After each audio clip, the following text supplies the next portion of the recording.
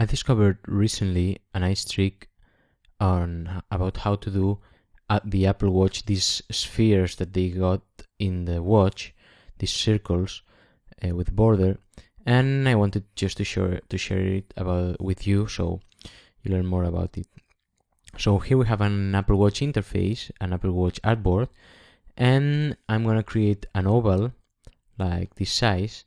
I'm gonna put it in the center of the artboard, and I'm gonna use a border. So I'm gonna set a border of a green color, more or less, like this.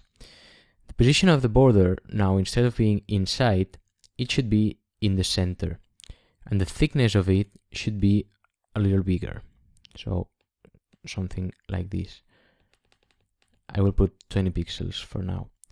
Then we're gonna come here to the configure of the border, and we're gonna say that the end is rounded, and we're gonna say a big number to gap. So for example, 2000 in gap. Now we can just modify the dash, and as we see, we have our circle growing. So you can put as much as you want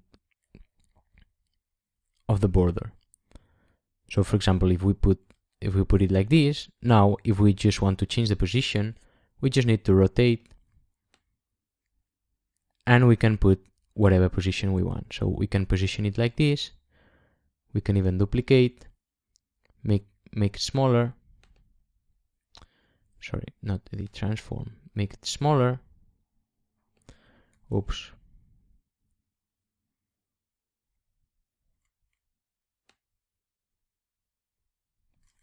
Put it inside. Again, we can center. Change the color.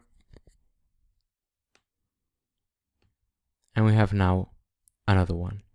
We can again come here, change the dash, and make it even smaller. This works also to create graphics. So if you're looking how to create charts, and you want to create different charts of different statistics, this also works pretty well. So that's really a nice trick and easy to do.